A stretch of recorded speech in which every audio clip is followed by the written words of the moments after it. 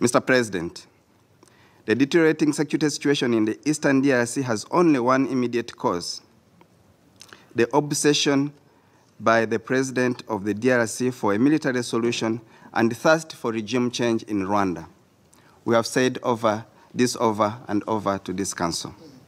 Indeed, this situation could have been solved a long time ago if President Tshisekedi had demonstrated political will and good faith in finding a lasting solution to this conflict. I would like to recall that President Tshisekedi took the unilateral decision to expel the M23 from the political dialogue under the Nairobi process, as well as East African Community Regional Force, which was deployed by EAC.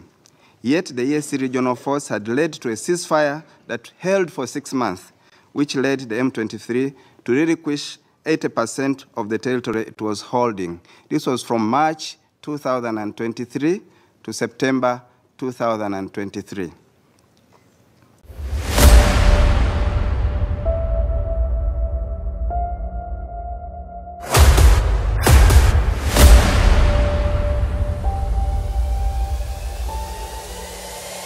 This is the journey to one Africa.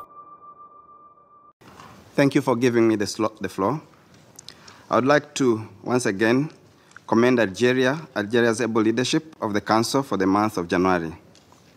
I'm grateful for your invitation to participate in this important meeting and thank all the member states that spoke before me. I'd like to recognize Ms. Vivian van der Perry, Deputy SRSG. I also recognize Honorable Teresa Kaikwamba Wagner, DRC Minister for Foreign Affairs. I also would like to recognize the participation of the representatives of Angola, Uruguay, Zimbabwe, Burundi, South Africa, Guatemala, and Senegal. Less than 2 days ago, this Council gathered to discuss the ongoing situation in the Eastern DRC. Since then, it has rapidly evolved. On 26 January, the M23/AFC rebel group is reported to have taken over the city of Goma. This triggered retreating forces from DRC coalition to attack and shell the Rwandan territory. Rwanda condemns in the strongest terms these attacks on the town of Rubavu in the northern province, which killed 5 people, innocent Rwandan civilians, and left another 35 injured. This indiscriminate shelling is unacceptable war crime, and further proof of the necessity of maintaining Rwanda's defensive posture put in place precisely to prevent this kind of threat. I would like to recall that these attacks are not the first, but the latest of a long list of provocative actions by the government of the DRC. I'd like to also recall that Rwanda has always shown restraint and sought to engage the DRC in dealing with the root causes of insecurity in the region and along our common border. Rwanda will always stand for peace, as we have the most to lose in the continuation of this conflict. I have always emphasized that Rwanda knows the dividend of peace. We suffered insecurity. Our nation was almost a failed state. So we have worked hard to build peace and to work for peace in the region. So we are strongly committed to peace, peaceful coexistence, and a peaceful region. The coalition of anti-Rwanda forces on our border poses an existential threat to our country, which is not the case for the government of Kinshasa, which feels insulated from whatever happens 2,000 kilometers away. The border of Rwanda is 2,000 kilometers away from Kinshasa. A shell from across in DRC that falls on Rwandan territory falls on a very densely populated villages, and lives are lost. Even one bullet takes a life. Those in Kinshasa will not stay awake when such insecurity happens. So we are very serious when we talk of an existential security threat to Rwanda. Mr. President, the action of this coalition are equally devastating for Congolese. Rwanda is providing humanitarian relief to incoming refugees together with the help of international partners on the ground. A temporary refugee camp has been set up in Rubavu to provide further assistance and shelter to those who are displaced. In addition, many countries have requested our assistance in facilitating the evacuation of their nationals, including European countries of origin of the mercenaries who have been deployed in Eastern DRC. Rwanda also facilitated the transit of MONUSCO and other United Nations personnel through Kigali. Additionally, the hundreds of militia members and FARDC forces we have received have been disarmed and treated with respect and dignity in accordance with international law, and those who are sick are being treated. I would like here also to express Rwanda's condolences to MONUSCO forces that died in this process. On the contrary, we have been dismayed by the reports of attacks and looting of diplomatic missions in Kinshasa, including the Rwandan embassy and several other embassies of members of this council. These thuggish acts, most of which are committed in the passive presence of DRC security forces, are in total violation of international law, especially the 1961 Vienna Convention. Rwanda therefore calls on the DRC to take its diplomatic obligations seriously and hold perpetrators accountable.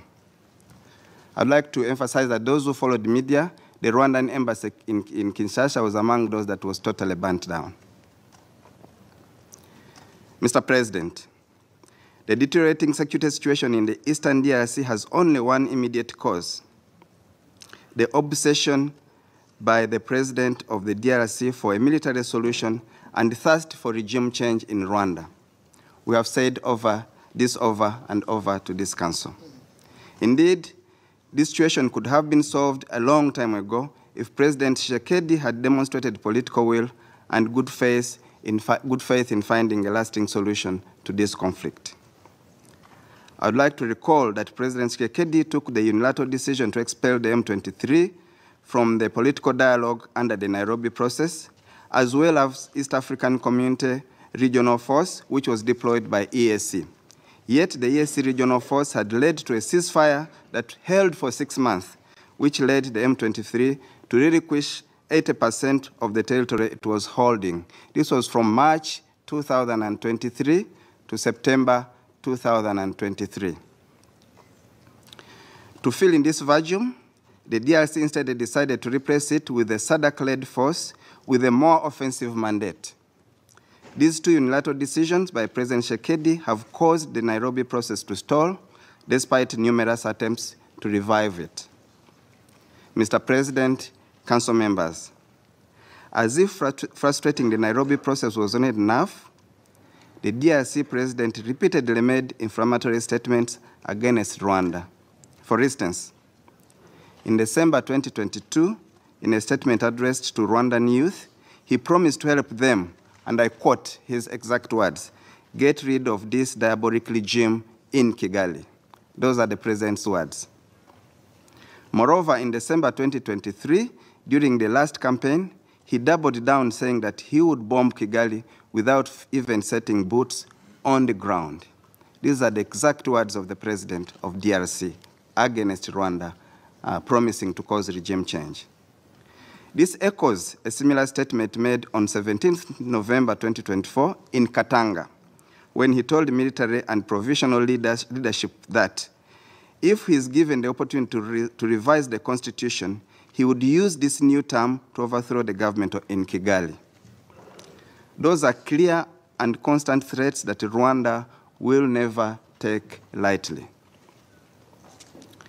To implement these threats, President Tshisekedi has mobilized a large coalition which includes the FDLR, genocidal militia, European mercenaries, Wazalendo militias, Burundian armed forces, and some DRC. Council members, consequently, Rwanda calls on all foreign forces deployed in the DRC to withdraw from this coalition only aimed at harming Rwanda. I wish to stress that the international community, including some members sitting in this council, have their fair share of the blame in what is happening today in the DRC, at least to condemn even threats of regime change from one member state to another. He also chose to turn a blind eye on these inflammatory statements and the build-up of the aforementioned military coalition, never once condemning the regime change agenda behind them. Mr. President, Council members, Rwanda remains committed to the Rwanda process, given important milestones that were achieved in the process that was led by President Lorenzo and Angola. And one of the milestones, the adoption of a concept of operations, the CONOPS, of the harmonized plan for the neutralization of the FDLR and lifting Rwanda's defensive forces, and a ceasefire that was agreed and was holding from August 2024. The remaining security issues between Rwanda and the DRC was the AFC M23 question. This question was therefore to be addressed. Unfortunately, in the ministerial meeting of 14th December, the DRC categorically refused any commitment of dialogue with the AFC M23. This then prevented a consensus on a draft peace agreement to be signed the following day by heads of state. Therefore, the only solution was to postpone the summit, as Rwanda is not interested in just a photo op. The heads of state were going to Angola for only one agenda item, to sign an agreement that should have been agreed. Mr. President, Rwanda deplored the intensification of hostilities between the Congolese coalition and the AFC/M23 since the breakdown of the summit. More worrying is the intense shelling by FDLR, FARDC, from densely populated areas, including IDP camps, towards other populated areas held by AFC and M23. In order to bring about peace in Eastern DRC, Rwanda calls on the following.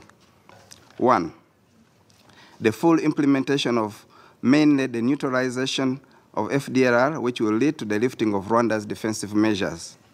2, beyond the CONOPS, Rwanda calls on the withdrawal of foreign troops, part of the Congolese coalition, and we call for European mercenaries to be repatriated and be held accountable.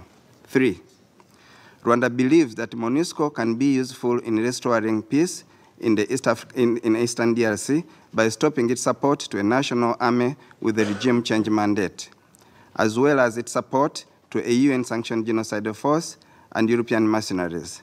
Rwanda also reiterates its position that it has no hostile intentions against MONUSCO, despite its total failure over the past 26 years. 4, Rwanda believes in the strict adherence to the ceasefire of August 4, 2024 by all parties, which would allow for a favorable environment for direct dialogue between the DRC and the M23. In this regard, I want to inform you that His Excellency President Kagame spoke with his counterparts from South Africa, His Excellency President Ramaphosa, yesterday. This positive conversation, held in a cordial atmosphere, was productive as it supported the already agreed ceasefire and the resumption of political talks, including with the AFC and M23. I also wish to inform you that tomorrow there will be a virtual ESC summit convened by His Excellency President Ruto on this very question. Before I close, I would like to mention that the DRC government has just claimed that there are Rwandan forces that died in DRC. I want to say that this is categorically not correct. If it was correct, DRC would have provided evidence. I don't think they have that evidence. If they have evidence of any Rwandan soldiers who have died on DRC soil, they should produce that evidence, which I'm sure, I know 100% sure, is not available because that's not true.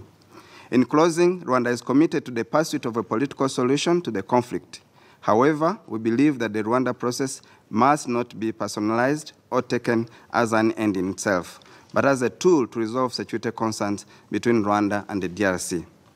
Both the Rwanda and Nairobi process urgently require new impetus in order to achieve sustainable peace and stability for all the countries in our region. We hope that the recent engagements will work towards that goal. I thank you, Council members.